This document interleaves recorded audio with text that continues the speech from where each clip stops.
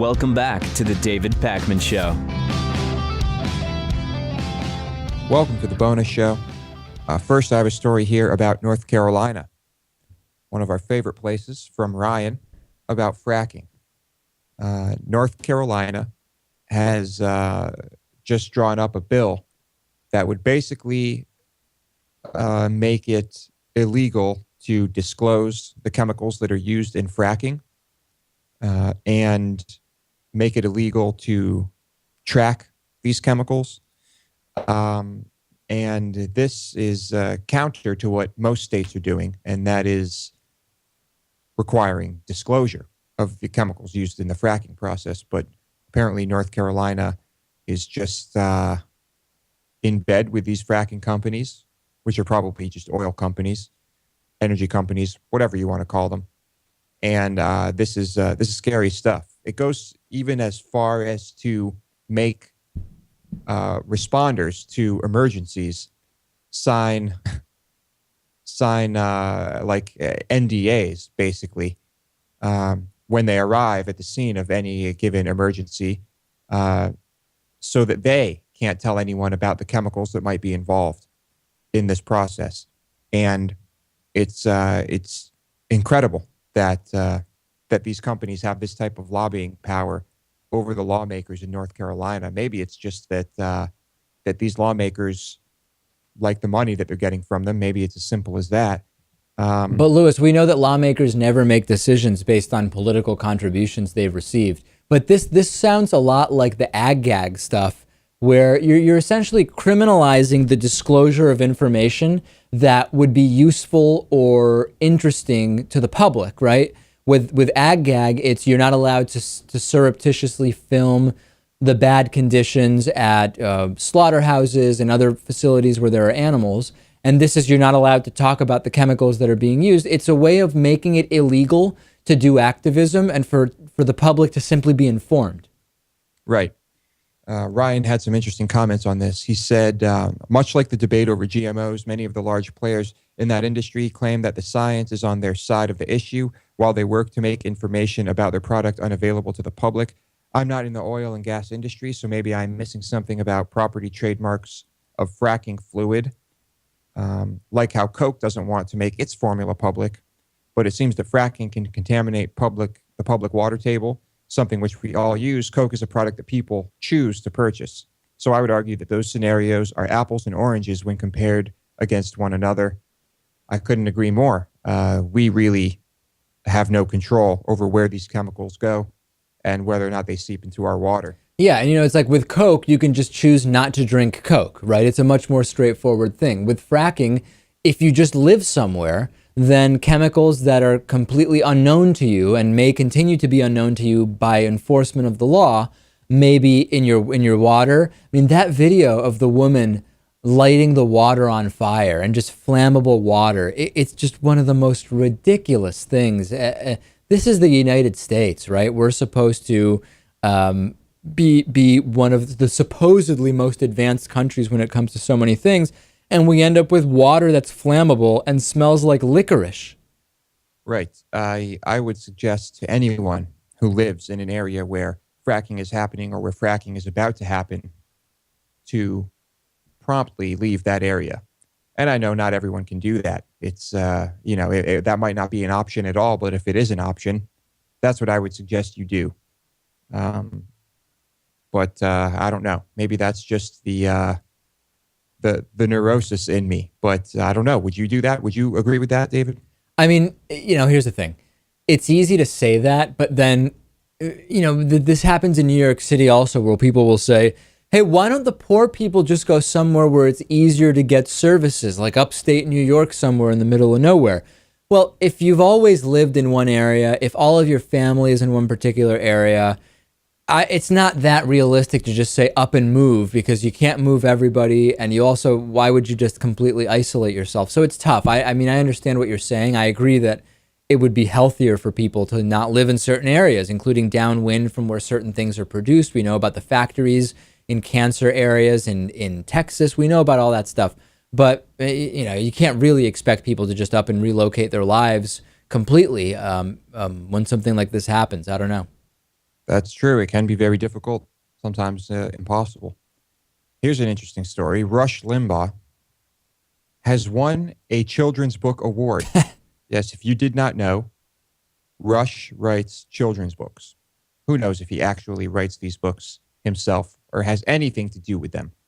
But he is labeled as an author of these books, and he won the Author of the Year prize in the Children's Choice Book Awards for his book, Rush Revere and the Brave Pilgrims, Time Travel Adventures with Exceptional Americans. So I guess it was a vote, and I guess he won some type of vote by readers, of his books.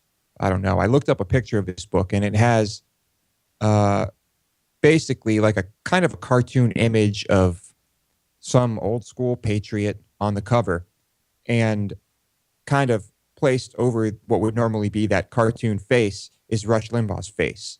And the head is big and exaggerated, and it's very, very narcissistic, I must say. I was in a room once when Rush Limbaugh was given an award. This was the Talkers Radio conference a few years ago, and Rush flew in from Florida just to accept the award. The hallways were cleared by security because no one was supposed to talk to Rush.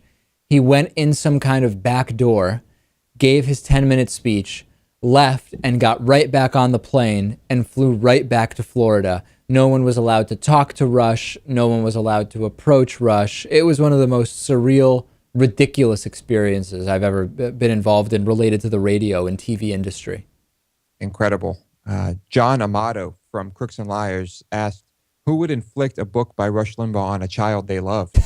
And some other people here commented on the book itself. Vicky Smith, I guess, at Kirkus Reviews.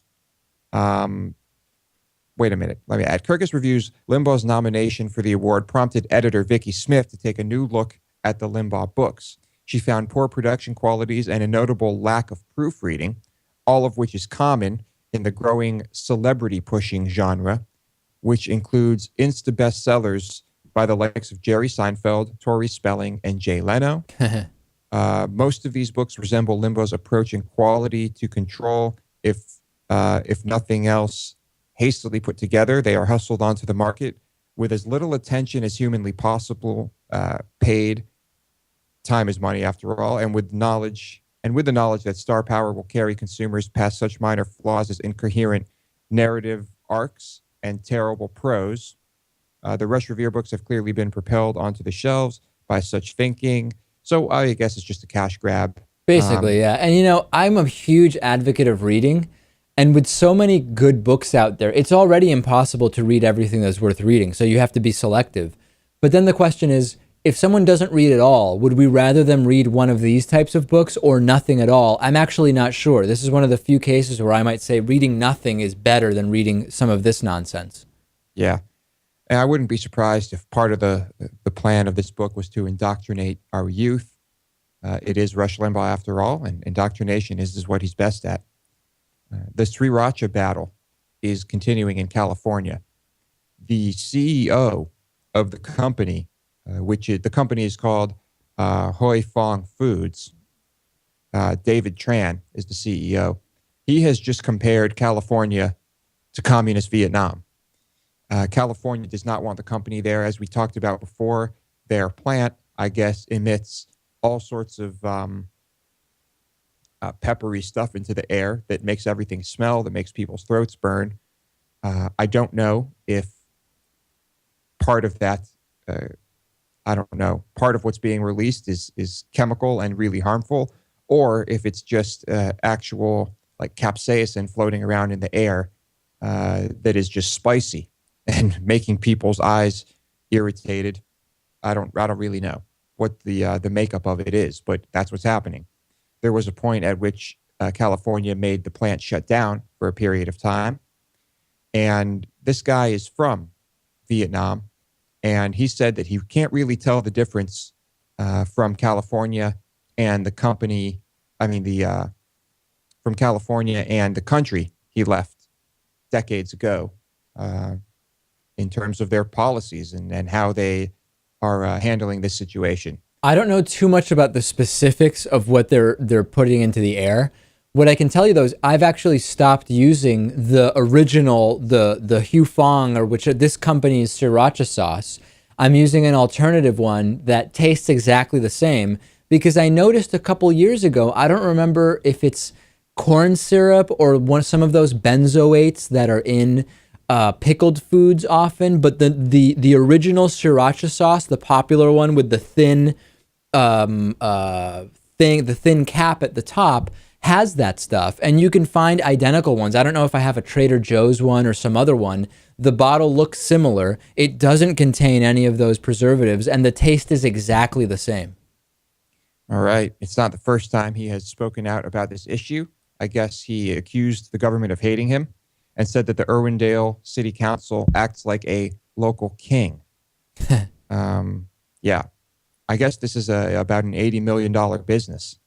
And the council called it a public nuisance for giving off that smell, that stuff.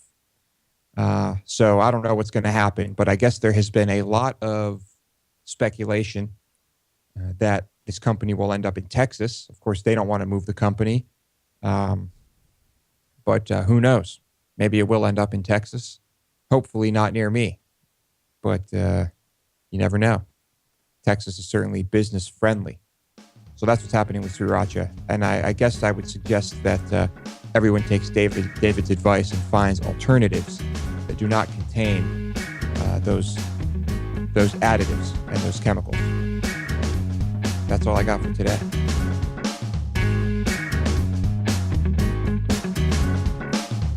The David Pakman Show at davidpakman.com.